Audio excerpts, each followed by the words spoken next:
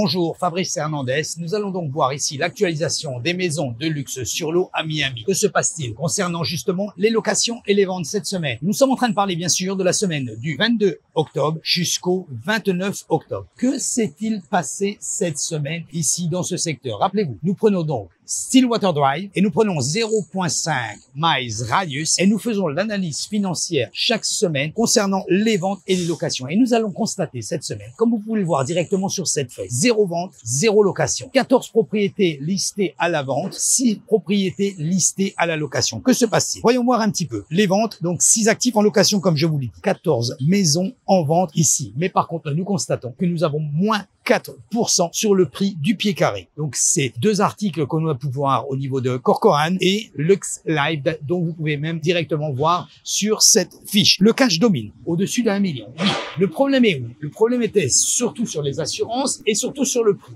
Mais le luxe aujourd'hui domine 50%.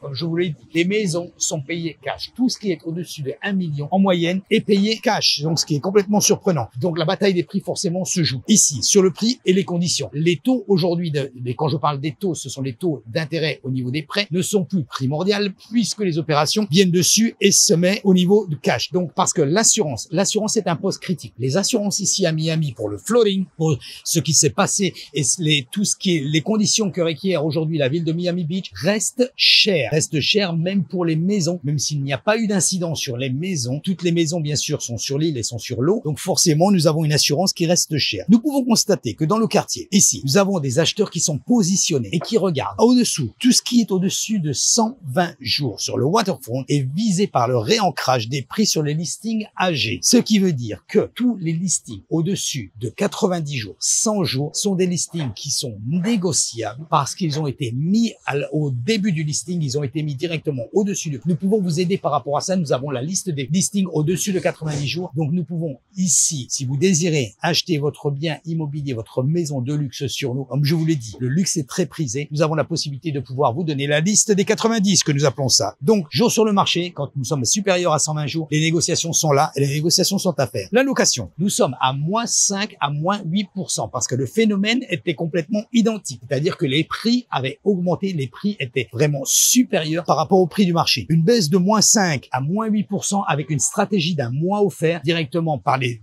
propriétaires, justement accélère la location des maisons de luxe ici sur Miami et sécure le locataire, surtout aujourd'hui où nous arrivons tout doucement en haute saison. La tactique, le prix. Le prix est quelque chose de primordial. Comme nous pouvons le voir, nous sommes ici. Éviter le top 10, que nous appelons ça, le top 10% des jours sur le marché. Très important. S'il est la tactique des acheteurs et des investisseurs, parce que les investisseurs, comme nous pouvons le constater, beaucoup de sociétés ont acheté les maisons. Beaucoup de sociétés achètent les maisons, les rasent complètement, gardent le terrain, construisent une maison neuve et les mettent en vente à ce moment-là avec plusieurs millions. La dernière dont nous avons vu pour un client était à 9,9 millions avec une légère petite marge de négociation. Et sur Stillwater également, donc qui était la 1530 si je me souviens bien, 1530 Stillwater Drive, 9,950 où nous avons négocié pour notre client suisse afin de pouvoir avoir le rêve avec sa famille. Donc cibler les propriétés qui sont au-dessus de 90 jours et cibler également les propriétés qu'il y a des travaux à faire. Vous pouvez avoir une décote facilement au niveau du prix et vous pouvez avoir une décote au niveau de la value de 5 à 10% qui est souvent accessible. Les terrains, forcément, il n'y a pas de terrain en vente ici, donc beaucoup de gens, beaucoup d'investisseurs, beaucoup d'acheteurs font la démarche, comme je vous le disais précédemment, achètent la maison, la rasent et construisent une maison neuve. La sortie locative